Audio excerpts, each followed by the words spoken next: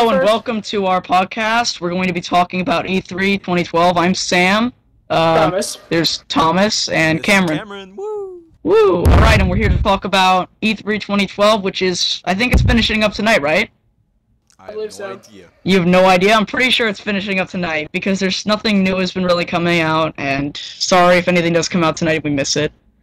Well, But, put like a link or something in the Yeah, description. We'll make it exactly. Well, we're recording this on the 7th of June. So this is supposed to be the last day of E3. So let's get right into it. So first we're going to be talking about Halo 4, which is being developed by a completely new company, 343 Industries.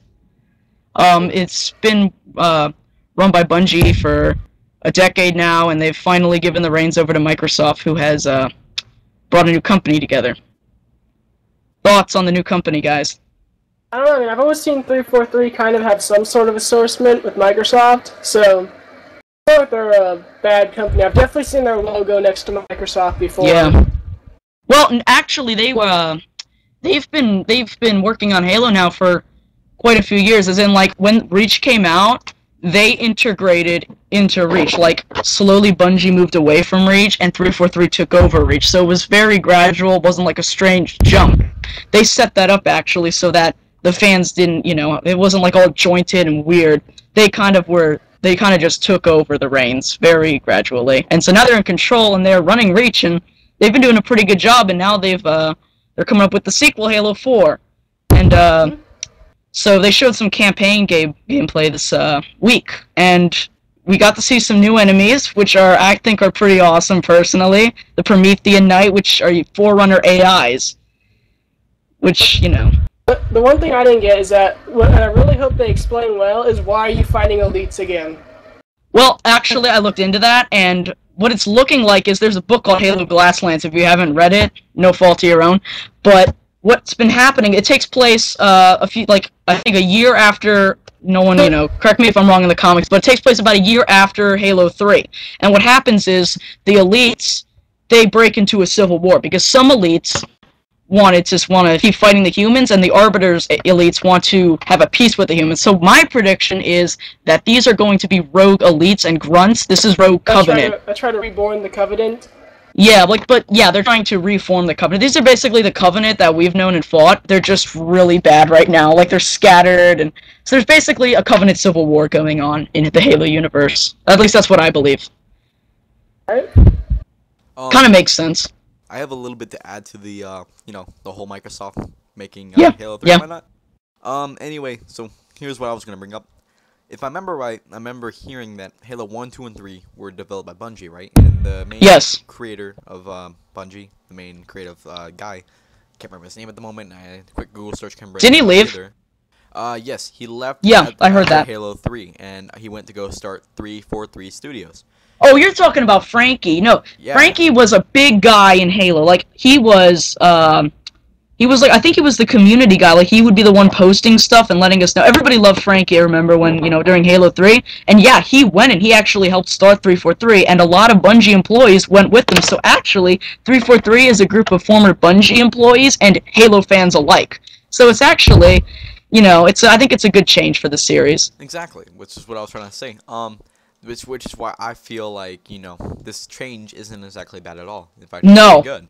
I think it's actually important that I think Halo needed some life in it. I think that's exactly what 343 is doing, is bringing some fresh air to the Halo series, because it was starting to get dull. You could tell with Reach, Bungie was just done. They didn't feel like doing it anymore, in my personal opinion, just because it wasn't as polished as the previous games. Like Armor Lock, they obviously didn't really test that out very well, because Even with the beta, like, no one liked Armor Lock. The beta, and they were like, Yeah. oh, you don't like it? We'll leave it in. Yeah, the bloom mechanics weren't very good. The maps, this is just me personally, I think Reach had the worst maps in Halo ever. I don't remember any of the maps. And speaking of maps, 343 has confirmed they are creating all multiplayer maps from scratch with competitive base in mind. So they're not just, Closing off a campaign level. Yes.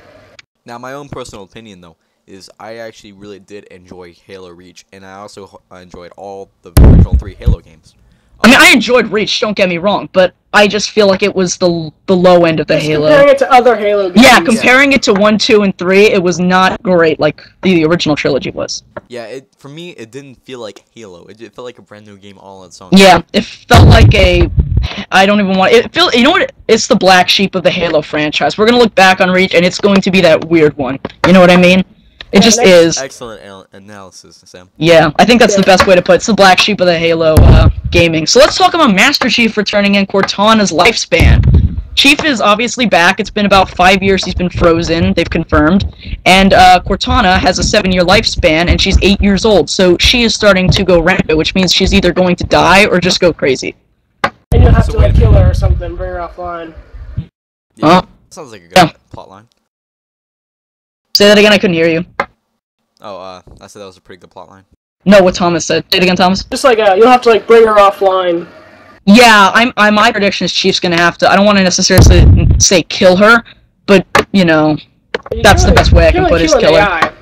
Yeah, but you know what I mean. Or maybe since the Forerunners are coming and they're so much more advanced, maybe like take some Forerunner technology and add it to her. Yeah. Because, I mean, let's be honest, as much as we hate her, it's not Halo without Cortana. Oh, I love Cortana. You need Cortana. But if they killed her off, I think it would be a nice dark twist for the Halo series, which, like I've said, Halo needs some boosting to. If they kill Cortana off, that'd be a really interesting twist that have people talking. And it wouldn't be a game changer, like if they killed Master Chief, you know? This is Cortana. It'd kind of be like the ending of The Empire Strikes Back. Yeah. Like, wow, that just happened? That just happened, really? Exactly, kind of like that. And the best thing is, they'd confirmed that the trilogy, Halo 4, 5, and 6, is going to be a much darker tone, especially in 5. So that would set up for, 5 for it to be very dark if Cortana dies at the very end. Empire! Empire. But there's but... going to be Darth Vader in number 5, too. Yeah, Luke Skywalker's going to show up. Master Chief's going to be like, Luke, I am your father. No, it's going to go to Master Chief, like, Master Chief, you're secretly a Jedi, and teach him the Force. That'd be awesome, but no, getting off subject. Yeah. Speaking about, okay, so we've talked about Cortana going crazy. Let's talk about the planet that they've gone to, what's it called? Does anybody remember? No. Well, they've gone to an alien planet. It's a Forerunner, planet, which is like, it's a planet, but it has a giant shell around it, alright? So... like, that's why you see them getting sucked in, because the shell opens up and sucks things in, and then they get stuck on the planet. So what do you guys think of the idea of a new world? We're not necessarily going to a Halo ring, we're going to a Forerunner world. What do you guys think? Oh, I mean, it kind of still just looks Earth-like. Well, yeah, in that particular segment. I think that they're going to show off more, interesting stuff. You know, my friend was telling me, it reminds me of the first mission in Halo 3, where they're going through the jungle. That's what I was thinking of. For me, I think they just renamed Bionicle Forerunner. But it still looks cool either way, honestly. Yeah, I like the way they... Speaking of that, the new enemies, what do you guys think? I think they're actually pretty cool and a nice new idea. They're pretty cool, but the thing is how annoying do you think they'll get? Oh, I'm sure that... I mean, they're enemies. I mean, they have to get annoying. Mm-hmm. I know what you mean, though. Like, I don't know. That's an interesting... We have to play it for ourselves, but I'm enjoying it. The looks of them. Considering the fact that one could disintegrate an elite, as we learned from Halo 3, yeah, have the same strength as a Spartan, meaning that it could be they could probably kick her ass. Oh man, and here I was ready to do my legendary solo run. Oh, nice. I can't even do that in Halo Reach, in all honesty. 14 hours in Halo Reach and plenty of broken controllers later. I did. Oh. Did that in Halo 1, 2, 3, and ODST, but couldn't do in Reach. Reach was alright. But getting back on subject, let's talk about the actual Forerunners. I just want to say this, here's my theory. That these guys are AI, right? Yeah. So my theory is they're protecting the actual Forerunners who are, I don't know, frozen, they're asleep for some reason, and they're gonna get woken up, alright? And then they're going to want to go to war with us, because I've read a bunch of the Halo books. In Halo Krypton, they introduce it goes way back in time to the Forerunners when they were alive. There was this guy named the Didac. He was like He was a general, right? He ran the Forerunner military, and if he was ordered to kill something, he would do it. Like, he could not question his authority. So basically, if like the Forerunner leaders told him, hey, you need to go kill all the humans, he would say, okay, and he was such a badass, he would just go do it, and there was like nothing anybody could do to stop him. He conquered the galaxy with his army. So I'm predicting he's gonna show up. Because in one of these trailers, actually, there's a voice at the end, and he goes, I have, you heard that voice? He goes, I've dreamt of this day, creator, or reclaimer. You hear that? Mm-hmm. Yeah, I'm betting that's the Didact, because that's actually his symbol. If you go look it up, that's his symbol. Right at the very end, when it says an ancient evil has awakened, that's his symbol. So I'm calling it the Didact is in Halo 4. And he is, like, a super badass. To add on to what Sam just said, I haven't read any books. I'm not really into the story too much, but I have to say the grass in Halo 4 looks pretty. I gotta say, getting into that, well, finish, Thomas. Also, something I was gonna point out, what do you guys think of the new HUD? Like, they didn't change it much, but... I think they changed it just enough. I think it's actually pretty cool.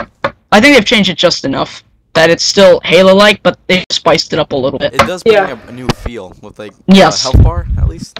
No, the health bar is gone, dude. It's gone. There's no health bar. It's just energy, just like in Halo 3. It's Halo 3 shields. Shields, health bar. They all work the same as long because it keeps you from dying. Halo 3 shields. They've confirmed something like that. But let's get into the graphics, and we're talking about grass. What do you guys think of the way the game looks? It definitely says something about our current generation systems. You know, they're talking about 720s and, you know, PS4s and whatnot. But after seeing games like this, it definitely makes me think that, you know, maybe it's not time to move on quite yet. I'm pretty sure that the 720 is going to be coming out. They're going to announce it next year at the next E3. I don't think so, because Microsoft said at the when the Xbox 360 first came out, we want this console to last 10 years. That's our goal. I think it's celebrating its 6th birthday today. I mean, that's a good idea, you know, back, you know, when you think about it, but now we've got games like Cameron understands Battlefield. They needed 2 discs to run it on the 360, and what's I think is going to end up happening is games like Halo 4, they've said that they have actually, 343 has said they have pushed the 360's graphics to the maximum. They cannot make it look any better on the 360 than it is right now. But that's more of discs. Like, if you get into more of, like, stuff about discs can only hold 4.7 gigabytes of data. Yeah. So that's not much for some games. Yeah, but that's the thing, see, I think they're going to have to make a new console eventually, because these games... Well, they have to change discs. You have to make it more like a Blu-ray-based Yeah, but you console. understand, people... Yeah, exactly. People aren't going to want to have to switch between 6 discs just to play an awesome game. So I think, I'm calling it next year, is the 720. My personal opinion on that, I don't think it will be next year. I'm thinking you don't think so? Maybe the year after next year, or the year after that. It's about 2 to 3 years. My personal guess on this is because, well, if you think about it, Halo, you know, comes out, you know, later this fall, right? Yeah. Okay.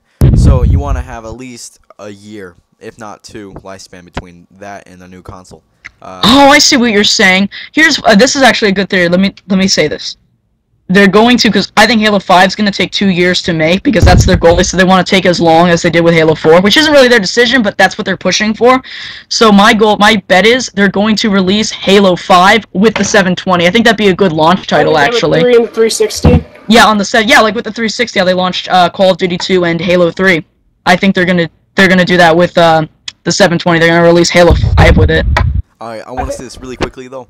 If they do release the 720 within 2 years of Halo 4 release, what I do want them to do is I want them to make it so you can play Halo 4 on the 720. Yes. Still play on the service. Yes, do what Xbox is. Well, I'm sure they will, because you can play Xbox games on the 360. I'm sure they'll do that with. They also removed that, like the Xbox. I mean. Halo oh, did they really? Yeah, Halo 2 servers are now down. Yeah, they're down. It's sad.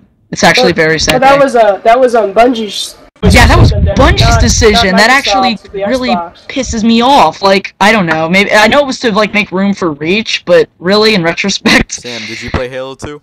Yes, I did play Halo 2 a lot. My friend, I didn't actually own it, but my friend owned it. I went over to his house like every weekend and just played Halo 2, and Halo 2 was fun. Like, yeah, it was one of my favorite Halos. It's one of my favorite games actually ever. One of my favorite multiplayer experiences ever. Yes. A lot of fun. Used to stay up at 3 o'clock in the morning just throwing warthogs over the ramp and yes! that one map. Yeah. Yes. Yeah. Or racing on sand trap. See, that's what I mean. I want Halo 4 to be like that. I want it to have that warm, fuzzy feeling that the original trilogy had. Reach got old. I don't think about the good times on Reach the way I did with 2 and 3, and I want 4 to do that. I want me to be able to look back on 4 and go, wow, 4 was... Remember the glory days of Halo when Halo 4 was out, and it was like the rebirth of Christ? Like, man, that's what I want to be able to look back on Halo 4 as.